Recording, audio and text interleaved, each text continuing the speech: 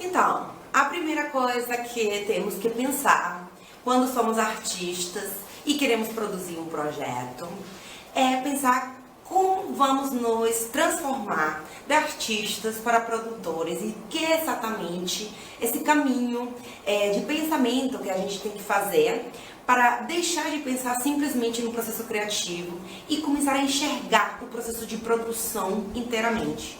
Então, basicamente, a primeira tarefa que temos que fazer é ampliar de alguma maneira nosso olhar, nossa mirada, para enxergar um contexto muito mais amplo que o de estritamente a criação.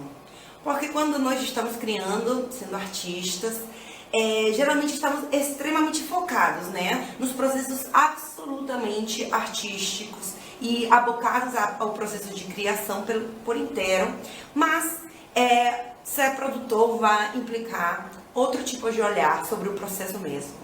Então essa seria uma primeira tarefa.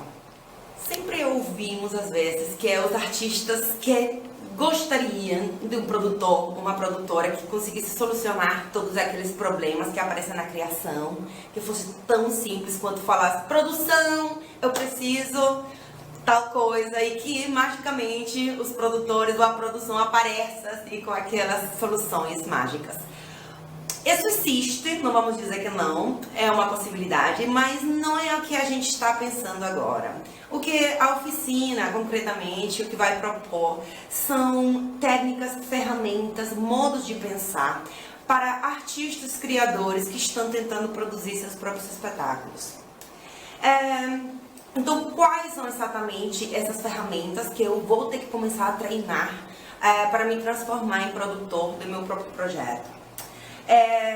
Primeira coisa que é muito importante pensar é o contexto no qual a gente está inserido. E isso, na minha prática concreta, tem muita importância, porque como não sei se vocês já terão percebido, mas eu não sou daqui, eu sou argentina e eu comecei todo o meu trabalho de produção teatral e de indústrias culturais lá na Argentina. Então, quando eu vim aqui, eu trouxe algumas ferramentas dentro da minha mala de produtora que eu achava que iam servir, porque tinha servido muito lá na Argentina para pensar os projetos de lá. Só que quando eu cheguei aqui, eu percebi que o contexto é muito diferente. Então é muito importante no começo começar a pensar como opera esse contexto cultural no que a gente está criando e para o qual esse contexto a gente vai criar ferramentas muito específicas de produção dos projetos. A gente pode pensar no contexto como se fosse uma floresta, onde a gente, como produtores, temos que nos adentrar nessa floresta e ver o que tem lá dentro. Então, na floresta, quanta cultura está acontecendo? Que outros eventos culturais que não são exatamente o meu, mas que entram em concordância, que vão dialogar com meus projetos? Quais são os consumos culturais, por exemplo, das pessoas que moram nessa cidade? Tem outros artistas produzindo? Eles estão produzindo o quê? Os artistas que seriam os meus parceiros, por exemplo, que estão produzindo quase o mesmo que eu, só que em outras linguagens, por exemplo. Quem que são eles? Como estão se organizando? Estão se organizando? Estão todos espalhados? Outra coisa que temos que pensar são as instituições que apoiam a cultura no lugar onde a gente está. São instituições públicas, como são esses apoios? São em forma de editais, tem leis de fomento, tem parcerias possíveis de outras instituições, empresas, por exemplo, patrocínios que já estejam rolando. Isso também é muito importante da gente ir fazendo todo aquele pareio daquela floresta para ver que exatamente é o que está acontecendo e que lugar, ou que contatos, que conexões a gente vai fazendo de toda aquela floresta, a cultura acontecendo para nosso projeto, enfim, as questões que vão servir, né, para potencializar nossos projetos.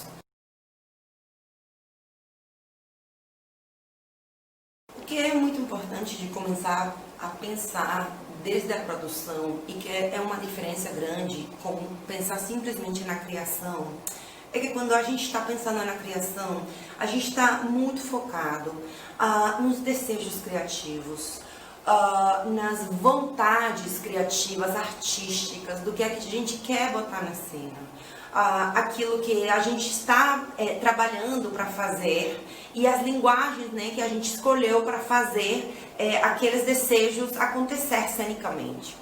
Mas quando a gente começa a pensar na produção, não é isso a única coisa que a gente deve levar em conta para que o projeto aconteça. Nesse sentido, é muito importante a gente fazer algo que chamamos uma pesquisa de demanda, para a gente concretamente saber, efetivamente, o que as pessoas estão demandando. Isso é uma arma, às vezes, de duplo filo, em algum ponto. Pode ser ou seja, tem dois caras essa moeda, né? De saber o que as pessoas do lugar onde a gente vai produzir estão demandando. Por um lado, é muito importante para os artistas, criadores, produtores, sair da bolha da criação e enxergar verdadeiramente para quem, com quem eu vou construir esse projeto. E para isso, já não vão ser importantes simplesmente os meus desejos e as minhas vontades como artista. Eu preciso enxergar as pessoas que vão também fazer parte desse projeto e que não são exatamente os artistas.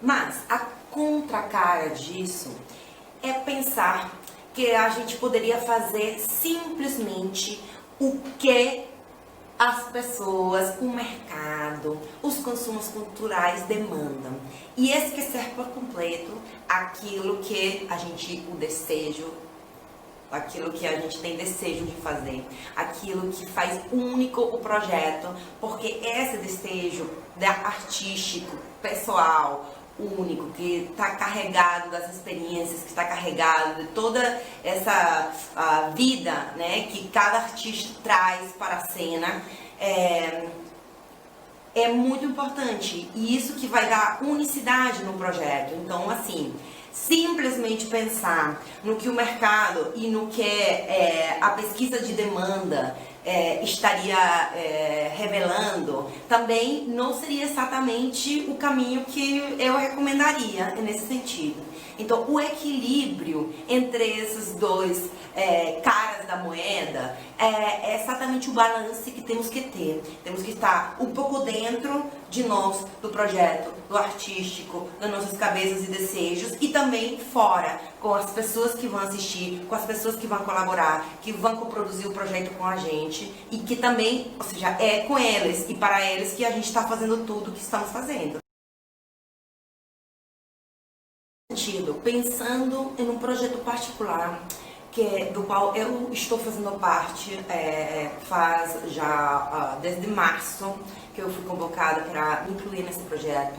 No começo foi desde a dramaturgia, mas logo eu comecei também a fazer parte da equipe de produção, junto com o resto dos artistas que também estamos criando e produzindo o espetáculo. Eu estou falando do espetáculo A Vagabunda, a revista de uma mulher só que não. E pensando, por exemplo, nesse projeto em particular, que vai ser o projeto que eu vou usar de exemplo para essas modalidades específicas de produção, também no contexto da pandemia, o que aconteceu com o projeto da Vagabunda foi que quando a gente foi ver aquela floresta que se desplegava para nós do projeto da Vagabunda, a gente começou a perceber que dentro das órbitas temáticas que a gente tratava na peça, concretamente, tinha temáticas que tinham muito a ver com o que está acontecendo no contexto cultural do lugar onde a gente está, e também, além do lugar onde a gente está, também em contextos mais abrangentes, porque o que acontece com as lutas das mulheres e contra a violência das mulheres e o feminismo e as lutas que o feminismo está trazendo à tona em vários âmbitos da vida e em vários lugares do mundo também ao mesmo tempo, era uma ponte que a gente podia fazer precisamente para unir aqueles nossos desejos de contar as histórias das mulheres artistas e os debates das mulheres artistas e das lutas que elas tiveram que passar precisamente por ser mulheres e artistas faz um século atrás, e o presente e a demanda nesse contexto de, enfim, produtos, expressões que possam ampliar também as perspectivas desses lugares de violência e de essas lutas, do qual nós também estamos claramente fazendo parte, porque as pessoas que convocaram esse projeto são mulheres. Então, assim, essa ponte, ter encontrado essa ponte, essa ligação entre esse afora e esse dentro, foi, enfim, um primeiro grande passo que a gente deu em torno de aonde focar aquele processo de produção. O processo de produção, poderíamos dividir ele em 3 partes, 3 blocos. Temos um momento de pré-produção, onde a gente vai pensar todas as ideias de como a gente quer levar na frente aquele projeto. Depois temos o momento da produção, que é concretamente quando as coisas acontecem, onde as questões que foram planificadas na pré-produção vão concretamente acontecer na prática. E depois temos o momento da encenação e os processos que vêm atrelados ao que acontece com os processos depois deles ter tido aquela estreia, que no caso agora, por exemplo, do contexto pandêmico, também está, né, cheio de possibilidades e tem se aberto, obviamente tem se fechado algumas possibilidades, mas tem se aberto muitas outras. Então, pensando no processo de pré-produção, a primeira pergunta que a gente tem que se fazer como produtor ou produtora é: o que eu vou produzir? Esse espetáculo cênico, aquele projeto que eu estou criando, é exatamente o quê? Ele tem que formato? Ele é uma performance? Ele é uma peça? Ele é um híbrido? Ele é uma experiência? Exatamente o que é isso? Então, nós, por exemplo, no contexto da Vagabunda, nós sabíamos que nosso processo era um espetáculo teatral, inspirado nas mulheres, nas grandes artistas da revista, do teatro da revista brasileiro, e nas lutas das mulheres artistas e da arte. Esse era nosso o quê? Concretamente. É importante pensar desses formatos em que a gente vai fazer acontecer no seu espetáculo, ou nossa apresentação, ou nosso projeto. Pensar como esses formatos vão dialogar com aquela floresta que a gente já percebeu naquela pesquisa de demanda e aquele contexto cultural no que estamos inseridos. Porque esse diálogo é fundamental. Por exemplo, uma pergunta muito clave dos projetos cênicos é onde vão acontecer em torno a esse formato, né? Sabemos que a escolha do lugar onde vai acontecer os nossos projetos é uma escolha obviamente estética. Não é a mesma coisa apresentar uma sala pequena para um grupo reduzido de pessoas que apresentar em um grande teatro. Não é a mesma coisa pensar em um projeto, pré-projetar um projeto que aconteça num lugar pequeno, que aconteça num grande teatro, que aconteça no centro cultural, que aconteça na rua. Então, esse onde é estético, a escolha do onde é estética vai afetar profundamente no seu projeto a nível artístico, mas também é uma escolha política. Então, porque o lugar onde ele vai acontecer, né, está falando do nosso espetáculo, e está falando da realidade que a gente queria mudar ou ainda reforçar. Então, a escolha do lugar, da hora, do dia, do momento em que esse nosso projeto vai acontecer, ela também é política e é uma decisão de botarmos os projetos em determinados lugares que afeta muito todo o desenvolvimento dele. Mas o que acontece, por exemplo, para nós na Vagabunda, o contexto pandêmico nos obrigou a trabalhar com uma incerteza gigantesca em torno a esse formato. Por quê? Porque o teatro aconteceu ao vivo, é presença viva. E nós já tínhamos decidido naquele que a gente ia fazer um espetáculo teatral. Só que agora a gente tem que redefinir as possibilidades desse onde e desse formato. Vamos conseguir apresentar ele ao vivo, presencialmente, ou a gente vai ter que pensar em outros formatos que possam ser transmitidos online. Mas que formatos são esses? E aí também se abre, né, outro leque de possibilidades, que não é unicamente apresentar ao vivo numa live, por exemplo, ou apresentar em um vídeo que a gente filmaria, né, e que depois a gente apresentaria esse vídeo com, não sei, concretamente um monte de vezes, por exemplo, para cada apresentação.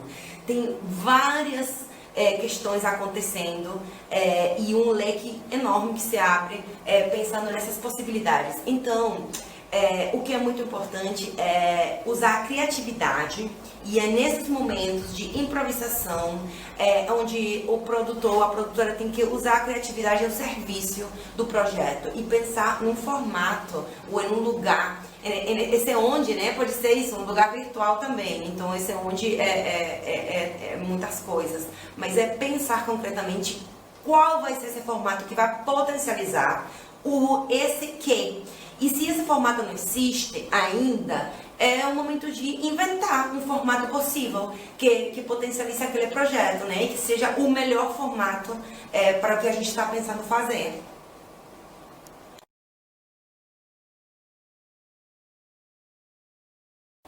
Então, primeiro passo, o que? Segundo passo, onde? Falamos. Terceiro passo, com quem? E esse com quem, ele tem também duas caras. Essa pergunta se desdobra em pensar duas situações muito importantes para um processo de produção. Com quem é a equipe com quem eu vou pensar, realizar e levar na frente, levantar o projeto que eu estou pensando.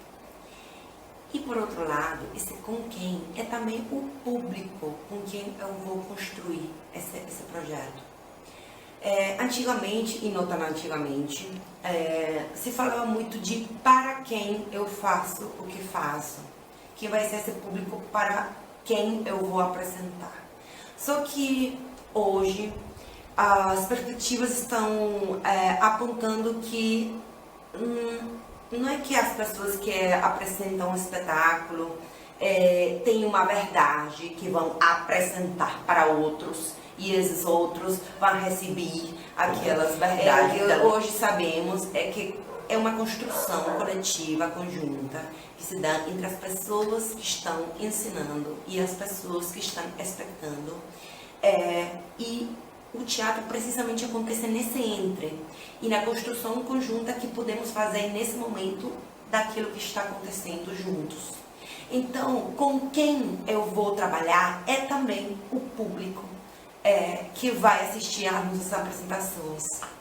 E essas duas perguntas é muito importante nós fazermos nesse momento de pré-produção. Você tem a ideia de que a produção vai conseguir público do nada e uma semana antes da estreia, né?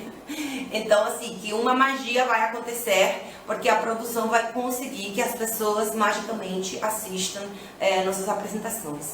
E isso é um mito que temos que desterrar. Os artistas temos que trabalhar desde o começo de nossos projetos com o público e construindo com eles. Por isso, estão presentes desde a gênese dos projetos, desde as ideias iniciais, que são precisamente estas. Quando a gente está sonhando como a gente faria o melhor projeto possível, né? Como a gente projetaria aquela produção da maneira ideal, que é esse primeiro momento, né? Nesse sentido, o público, os espectadores, eles são coprodutores do nosso projeto, coprodutores de sentido, né, do que a gente vai apresentar artisticamente, e coprodutores em outros sentidos também, que a gente também vai ver um pouco mais na frente quando pensemos um pouco em financiamento, né? Mas é muito importante saber quem são essas pessoas que vão coproduzir com a gente esse espetáculo. Exatamente quem são. Obviamente, quantos anos elas têm. São adultos, são crianças.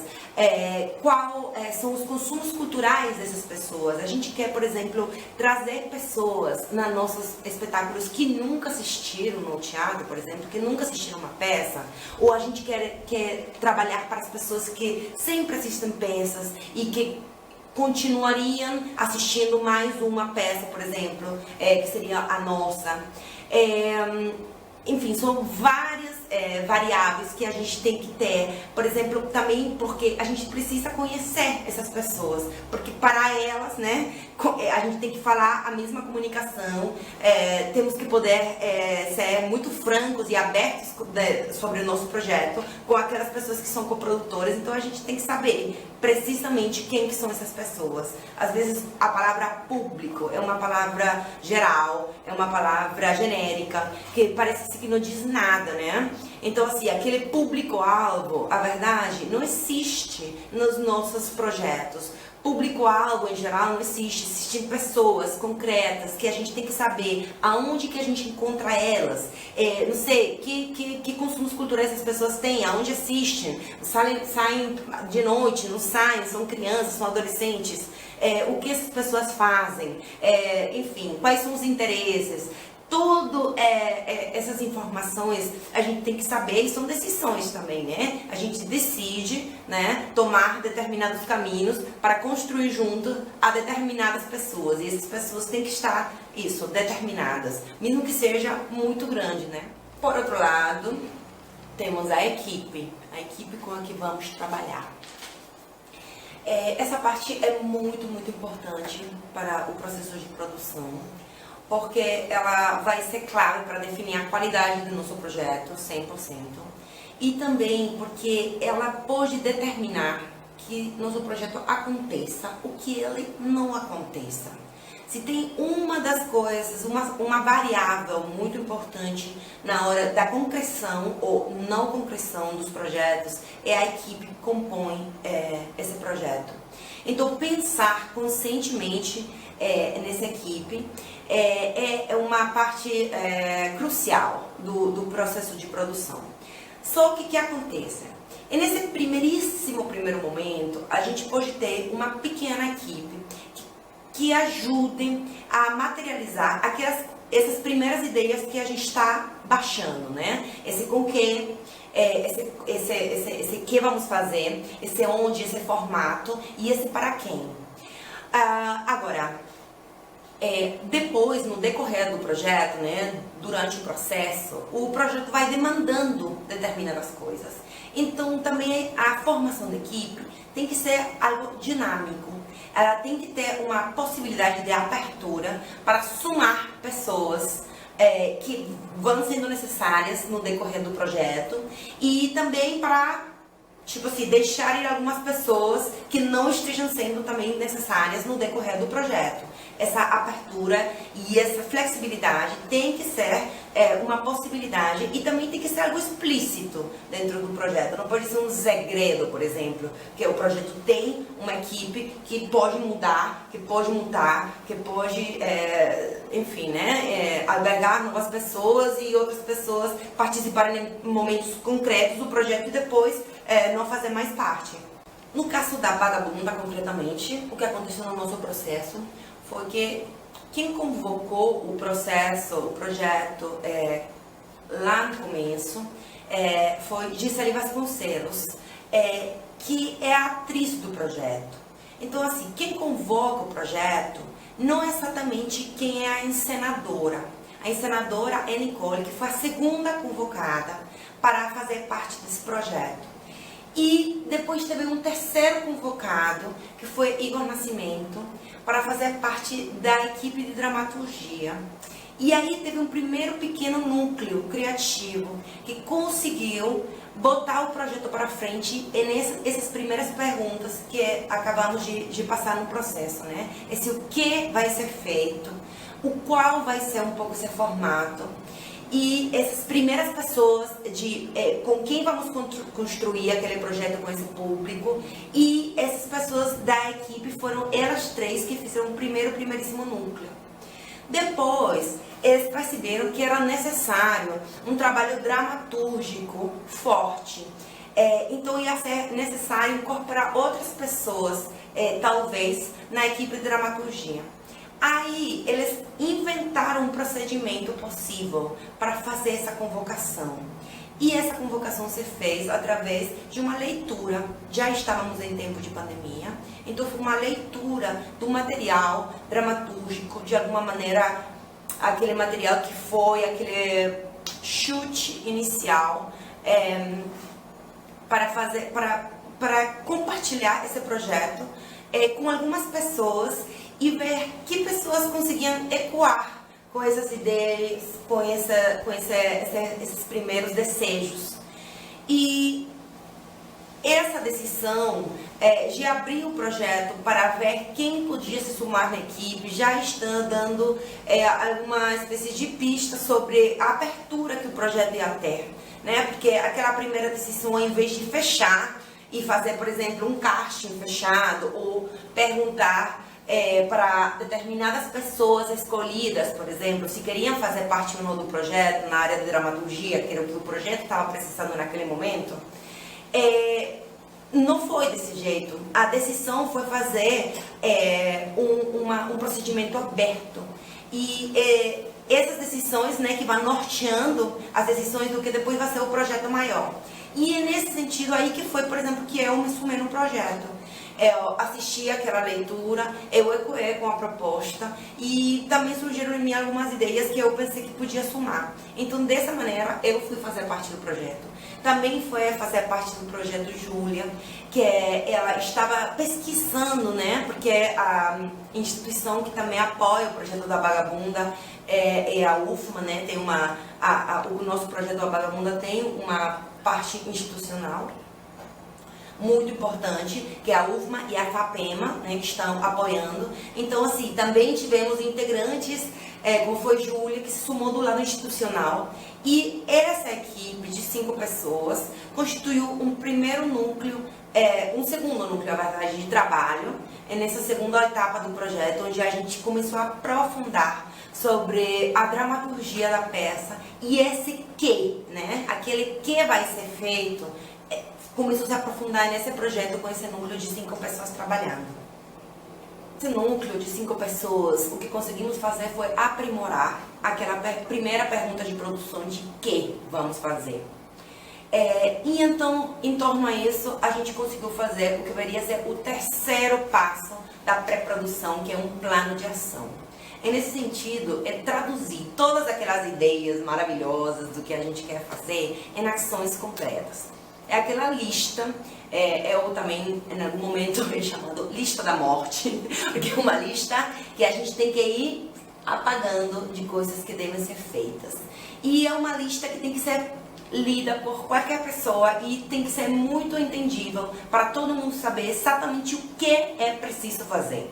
Então, é preciso criar uma dramaturgia, é preciso criar um cenário, é preciso fazer um figurino, é preciso, enfim, são todos verbos que vão nos ordenar e vão nos ajudar a gente identificar concretamente aquelas ideias que parecem muito abstratas, às vezes, dos pensamentos artísticos e dos processos em questões concretas, né, na prática concreta.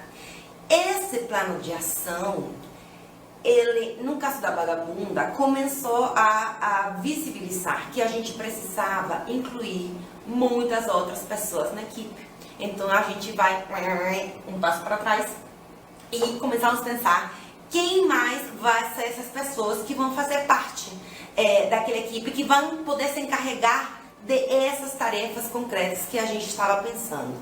Então, nesse momento, começaram a aparecer não, né? A gente convocou determinadas pessoas para ser as equipes criativas. Então, temos uma grande equipe de criação que está constituída pelas pessoas, por exemplo, que estão abocadas às sonoridades. E nesse sentido a gente tem um compositor musical, alguém que se encarregou de fazer os arranjos musicais, temos uma compositora musical que criou as músicas originais para a peça. Temos também um preparador vocal que trabalhou com Gisele para concretamente as questões vocais técnicas do canto. Temos também músicas, instrumentistas que foram gravar no estúdio as músicas originais que já estavam arranjadas. Temos também o técnico de som e de gravação que fez aquilo possível, né, no estúdio. Depois temos, dentro da equipe de criação, temos a equipe de visualidades, que inclui a iluminadora, inclui o figurino, o figurinista, inclui também a pessoa que está se encarregando de criar o cenário, de criar e de construir. Também inclui a maquiadora.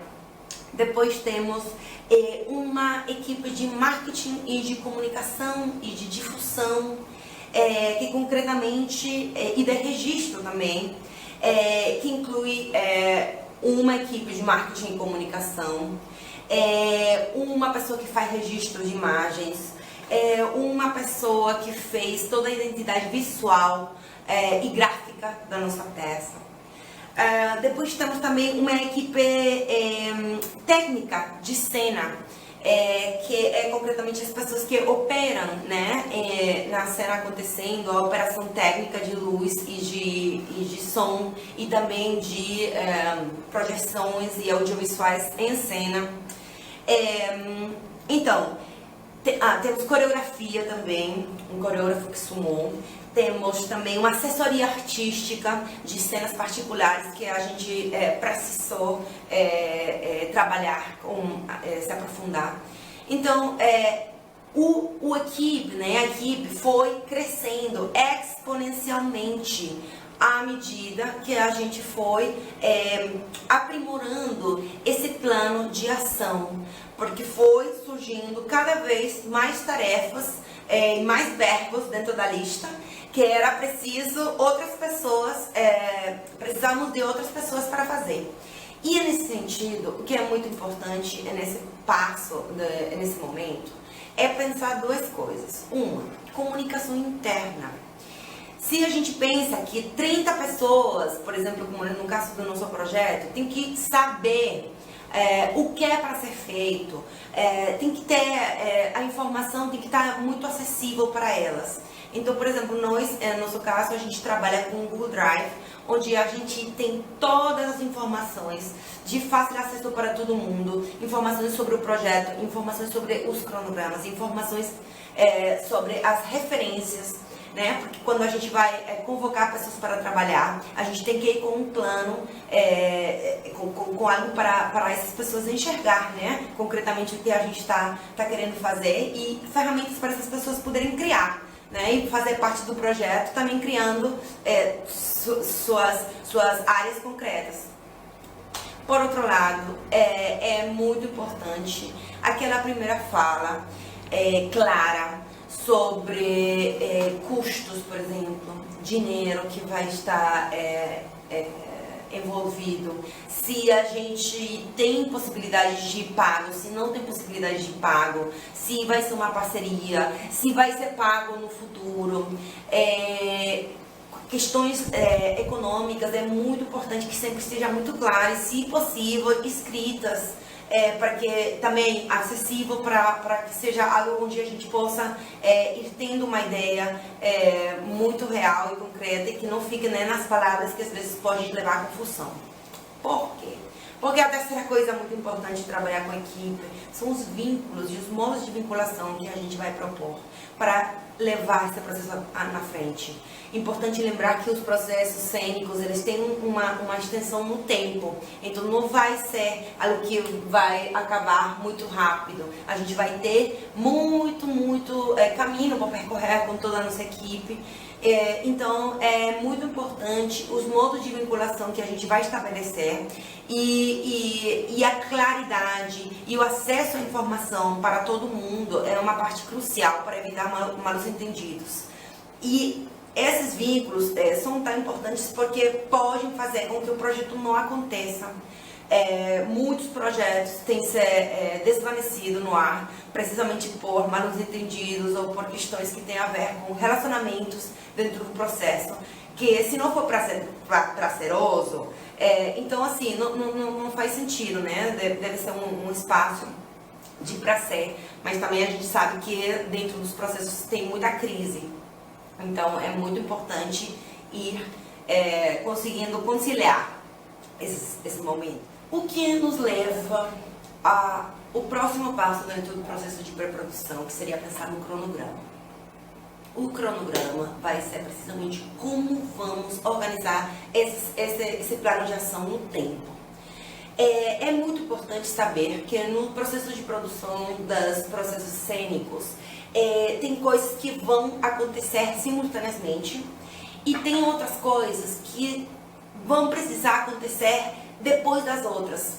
Então, assim, alinhar esses tempos, que coisas se podem ir acompanhando simultaneamente, que devem acontecer em simultâneo, e que outras coisas vão precisar de passos prévios para poder ser feitas. Digamos, a gente não pode programar um ensaio geral se a gente ainda não tem figurino, cenário, enfim, as questões que precisam estar prontas para a gente conseguir ir para um ensaio geral. Então, assim, o grande desafio do cronograma é precisamente que os processos administrativos, que os processos artísticos e os processos técnicos aconteçam, digamos, em paralelo, e ao mesmo tempo que consigamos, né, ir fazendo aqueles processos que precisam ser feitos antes para chegar naquele final do cronograma, que no caso da pré-produção seria a data de estreia, para que consigamos chegar, né, com os nossos 3 pilares da produção, a Santíssima Trindade da produção, de maneira perfeita. Essa Santíssima Trindade da produção, podemos pensar como se fosse assim, um triângulo equilátero. Ela tem que ter, de um lado, a qualidade do nosso projeto, a qualidade artística, no caso estética, do projeto que a gente está criando. Outra dos ângulos do nosso triângulo é o dinheiro, né? Quanto dinheiro a gente tem para fazer aquele projeto acontecer. E a outra ponta do triângulo é o tempo que a gente tem para fazer isso acontecer. Então, para que esse triângulo seja equilátero, a gente precisa ter um controle muito concreto desses momentos e desses processos de produção acontecendo em simultâneo e dentro do cronograma. Aí, a figura que aparece é a da coordenação ou de alguma maneira, uma supervisão, ou seja, todas aquelas atividades, tarefas do plano de ação que foram delegadas dos membros da equipe que vão fazer essas tarefas, elas precisam de uma supervisão, alguém que esteja pensando, então, foi feita uma coisa, se foi feita, não foi feita, vai precisar o que para ser feita, né? Então, porque essa supervisão é clave, né? Uma coisa é delegar questões, mas a gente não pode se desentender. A gente tem que acompanhar esses processos para efetivamente aconteçam no tempo que a gente tem, né? E nas condições que a gente pensou. Esse cronograma, a gente pensa, em princípio, um cronograma ideal, né? E nesse momento de pré-produção, a gente pensa, obviamente, na data que a gente quer ter a estreia do nosso projeto. Essa data é sempre uma data ideal, é a melhor data que a gente puder escolher.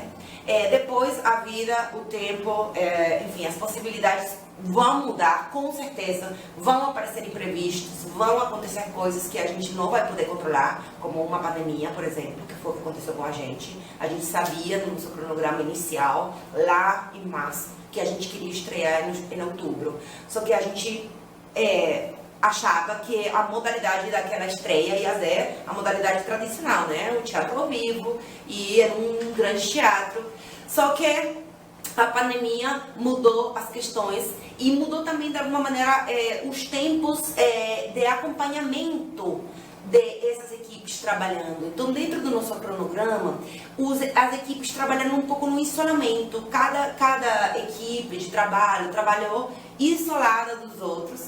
E, nesse sentido, a questão da supervisão, então, foi clave, crucial, porque que foi Gisele, nesse caso, né, a pessoa que está supervisando os processos acontecendo em paralelo e tentando com que eles consigam entrar no nosso cronograma ainda nos tempos que a gente tinha previsto, porque a estreia do espetáculo continua prevista para finais de outubro, só que agora com algumas mudanças particulares dentro do formato, né? A seguinte coisa para pensar quem paga tudo isso?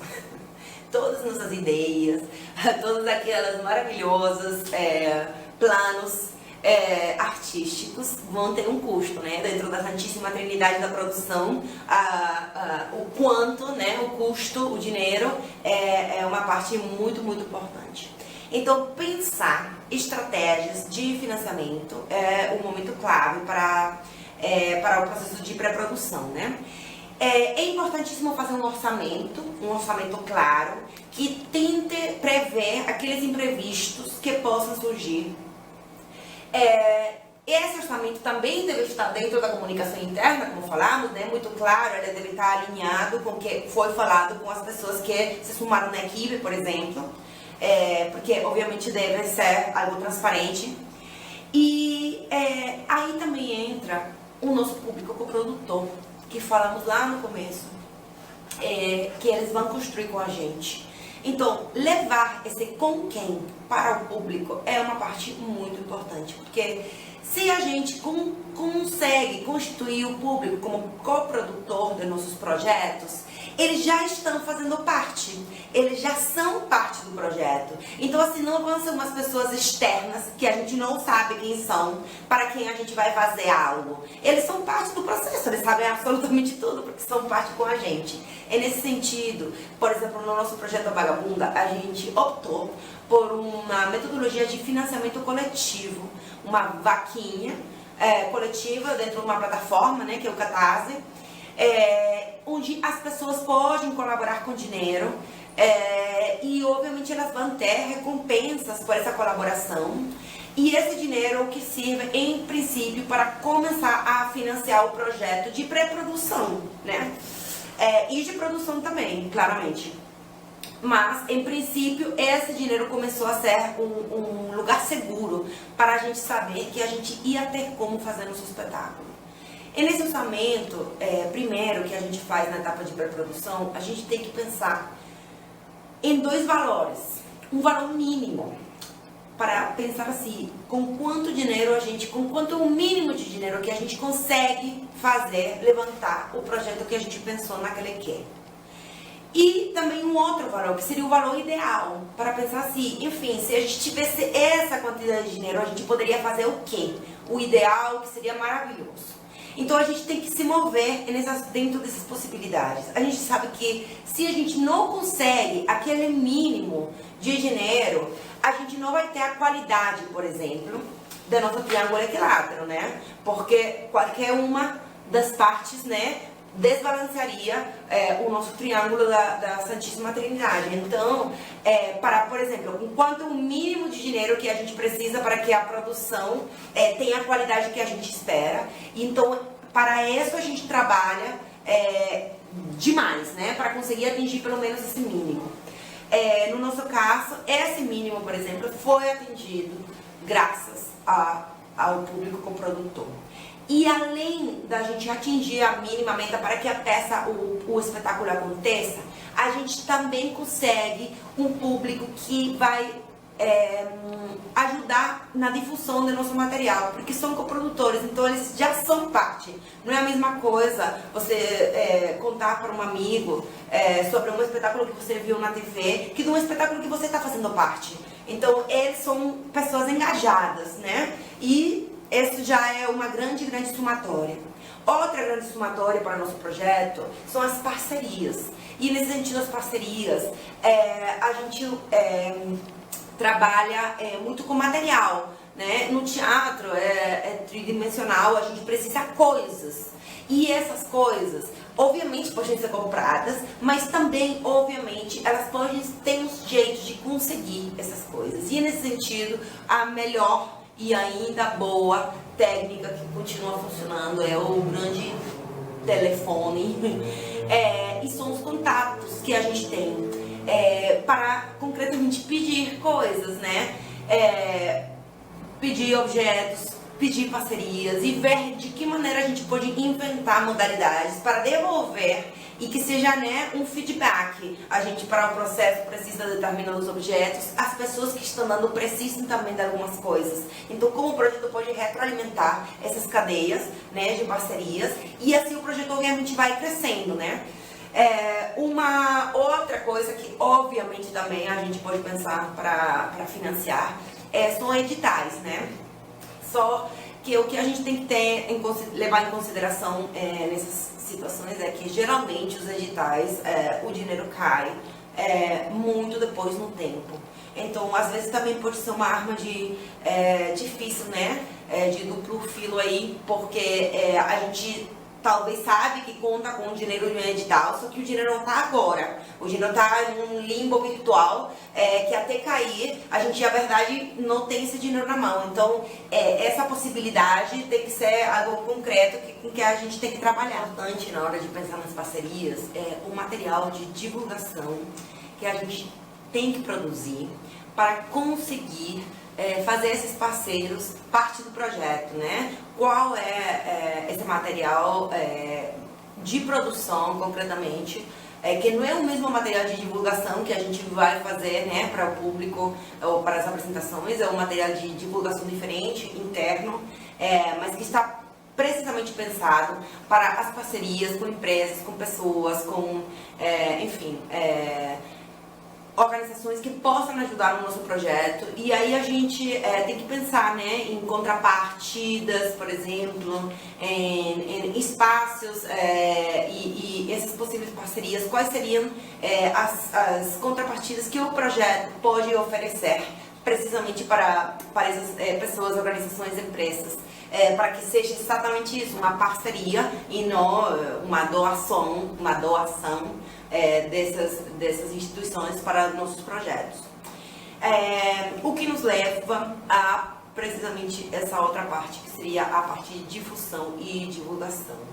Pensar uma metodologia de divulgação e difusão que seja específica para o projeto, que fale daquela floresta das demandas que a gente já pesquisou naquele primeiro momento, que fale para os nossos coprodutores, que são esse público com quem a gente está construindo junto, e nossas divulgações têm que ser exatamente direcionadas para aí.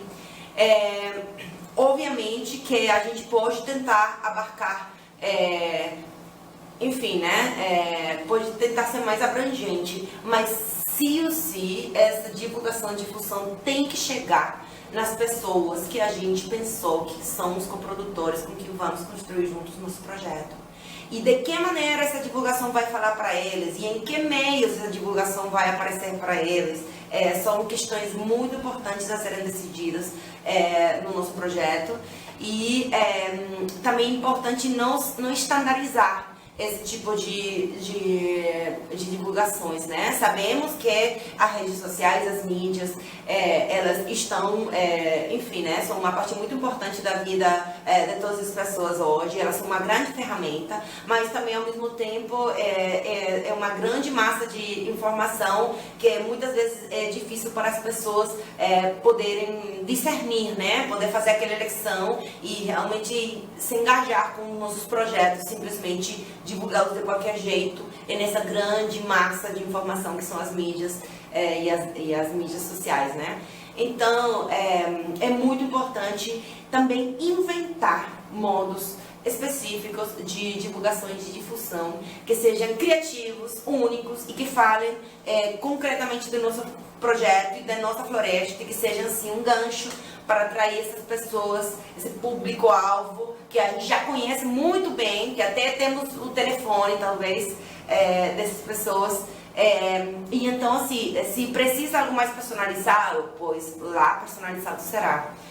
Porque disso muito depende aquele sucesso que a gente está pensando nessa pré-produção do projeto. Se fecha o que poderíamos chamar de pré-produção do projeto. Essas são ideias. Se a gente consegue chegar na hora de produzir com todos esses passos muito claros e num projeto muito fechado, a gente tem muitas possibilidades de levantar efetivamente o projeto que a gente pensou, planificou e trabalhou.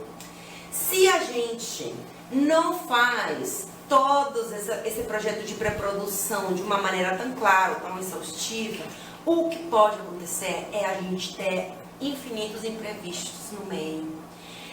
E o que acontece quando a gente tem infinitos imprevistos no meio? Aquela nossa Santíssima Trindade, ela começa a se desbalancear. E a gente ou não tem tempo para fazer aquela qualidade do nosso espetáculo ficar do jeito que a gente pensou. Ou a gente fica sem dinheiro, porque a gente tem que tomar decisões de última hora, e as decisões de última hora todo produtor, produtora sabe que custam dinheiro. Então os nossos custos se vão muito altos. Ou a gente começa a perder em qualidade. Se a gente não tem tempo e não tem dinheiro, então a gente também não vai ter aquela qualidade que a gente pensou. Então é muito importante esse momento de planificação. O momento de produção, concretamente, é o momento onde toda a engrenagem vai começar a acontecer. No nosso caso da Vagabunda, o projeto de pré-produção e a produção concreta, ela foi acontecendo de alguma maneira em paralelo. Só que nossa pré-produção acontece uma semana antes, por exemplo. Então, assim, a gente tinha nosso projeto pensado, com equipe, com o plano de ação, com o cronograma. Mas o plano de ação vai crescendo, o cronograma vai também sumando, a equipe vai sumando pessoas, enquanto a gente vai fazendo a produção concreta. Então temos reuniões semanais, onde a gente decide o que precisa, um plano de ação para a próxima semana, o que precisa ser feito para a próxima semana. Temos orçamentos para a próxima semana, temos difusões internas para a próxima semana, divulgações que a gente precisa fazer internamente na equipe, divulgações externas, porque o projeto vai sendo aberto, né, de diferentes maneiras. Temos feito podcasts, temos feito oficinas, temos feito lives, onde a gente vai abrindo o projeto. Então, assim, cada um desses processos de pré-produção, a gente vai ajeitando semana a semana e vamos decidindo, né, na reunião de pré-produção, o que vai acontecer na produção, o que vai acontecer a semana que vem. E dessa maneira, vamos chegar no nosso momento da encenação. Provavelmente com novos imprevistos, porque o teatro é improvisação, é isso. O formato, por exemplo, ainda está sendo definido. Então, a gente está trabalhando com uma abertura de possibilidades e deixando o nosso projeto flexível para isso acontecer. Ao invés de a pandemia, nesse sentido, ao invés de fechar as possibilidades, o que faz é abrir infinitas, talvez, porque as que não existem podem ser inventadas. E a gente vai, concretamente, inventar provavelmente algumas possibilidades de formatos diferentes para apresentar nosso projeto. Você tem sido um pouco nossa oficina de produção para artistas, criadores que querem produzir e levantar seus projetos também desde a ótica da produção teatral, cênica. Tomara tenha sido útil, tomara tenha sido pelo menos esclarecedora de alguns ABC para a gente começar esses processos. E muita sorte, a gente se encontra na próxima.